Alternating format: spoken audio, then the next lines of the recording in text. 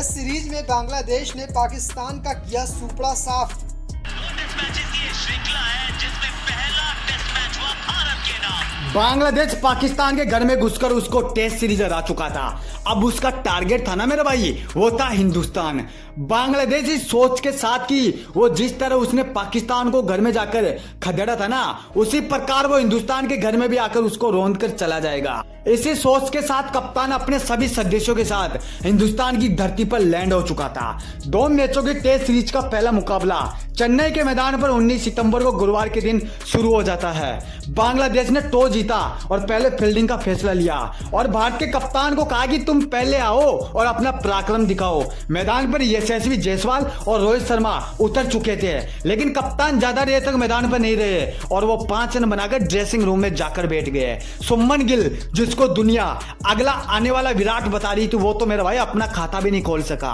विराट ने भी अपने देश के लिए उस दिन कुछ नहीं किया। लोकेश राहुल भी अपने 19 सभी बल्लेबाजों की तरह आउट होकर मैदान से चले गए, जिन पर आज सारी जिम्मेदारी थी। विकेट कीपर बल्लेबाज ऋषभ पंत, जिन्होंने कुछ साल पहले ऑस्ट्रेलिया के घर में जाकर उनको उनकी असली औकात दिखाई थी, आज फिर से एक बार इस मैच की सारी जिम्मेदारी उनके हाथों में थी। उन्होंने अपने देश को संभालने की बेजोड़ कोशिश की, लेकिन वो भी ज्यादा देर तक मैदान पर नहीं टिके और 39 रन बनाकर उन्होंने भी अपनी टीम का साथ छोड़ दिया। यशस्वी जायसवाल, जो इतनी देर तक अपने देश की इज्जत बचाने में लगे थे, आखिर वो कितनी देर तक मैदान पर टिकते मेरे दोस्त। जिन बॉलरों के सामने रोहित शर्मा और विराट कोहली जैसे बल्लेबाज नहीं चल पाए, तो वो बेचारा क्या करता। उन्होंने 56 रन बनाए और ड्रेसिंग रूम में जाकर बैठ गया। बांग्लादेश इस मैच पर हावी हो चुका था। भारत एक शर्मनाक ऑल आउट की ओर बढ़ रहा था, लेकिन तभी मैदान पर रविंद्र जडेजा और रविचंद्रन अश्विन की एंट्री हुई और यह एंट्री इस प्रकार से हुई कि किसी भी बांग्लादेश के खिलाड़ी ने नहीं सोचा था। रविचंद्रन अश्विन ने 113 रन और रविंद्र जडेजा ने 86 रन बनाकर उस दिन हिंदुस्तान की इज्जत को तो बचा लिया था। पर क्या ये इतने रन बांग्लादेश के लिए काफी थे, ये देखना अभी बाकी था। इन दोनों बल्लेबाजों ने पहली पारी में तो अपने देश को झुकने नहीं दिया। भारत ने अपनी पहली पारी में 376 रन बनाए, जिसके जवाब में पूरी बांग्लादेश 149 रन पर ऑल आउट हो गई और भारत ने 227 रन की एक बेशुमार लीड ले ली।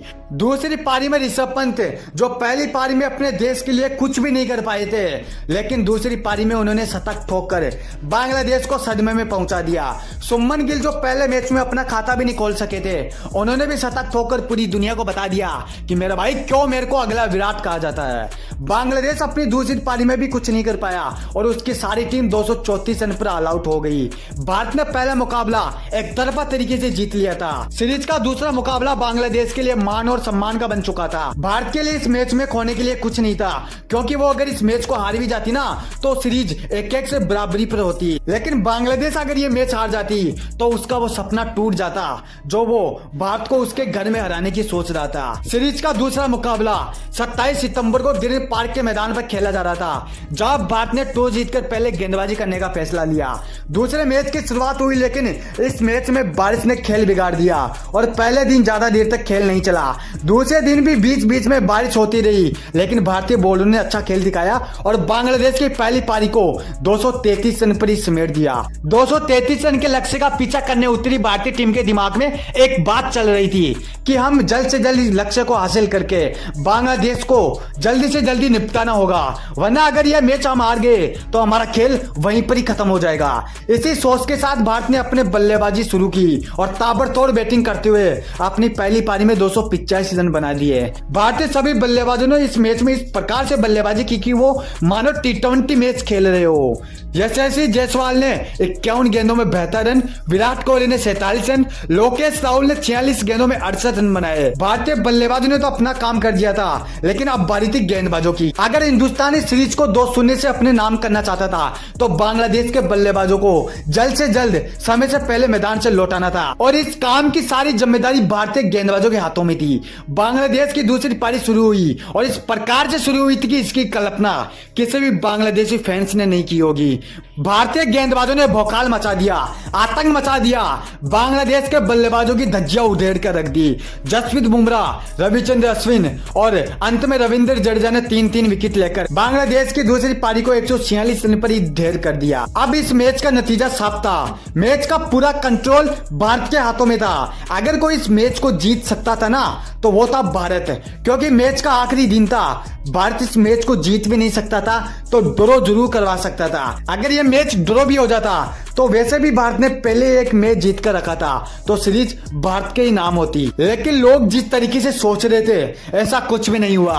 हिंदुस्तान के बल्लेबाजों ने एक बार फिर से इस टेस्ट मैच को T20 बनाकर इस मैच को 7 विकेट से जीत लिया और टेस्ट क्रिकेट के इतिहास में बना दिया रिकॉर्ड, जो इतिहास के अंदर आज तक कोई भी टीम नहीं कर पाई। टेस्ट में सबसे तेज 50 रन, सबसे तेज 100 रन, सबसे तेज 150 रन का रिकॉर्ड हिंदुस्तान ने उस दिन बना डाला और सीरीज को 2-0 से अपने नाम कर ली। इन 2 मैचों में भारत के सभी गेंदबाजों और बल्लेबाजों ने अच्छा खेल दिखाया मेरे दोस्त, पर जो ये रविचंद्र अश्विन है ना, उनकी तो बात ही अलग थी। बांग्लादेश जिस सपने, जिस इरादे के साथ हिंदुस्तान में आया था, उनके सभी इरादों पर पानी फिर चुका था।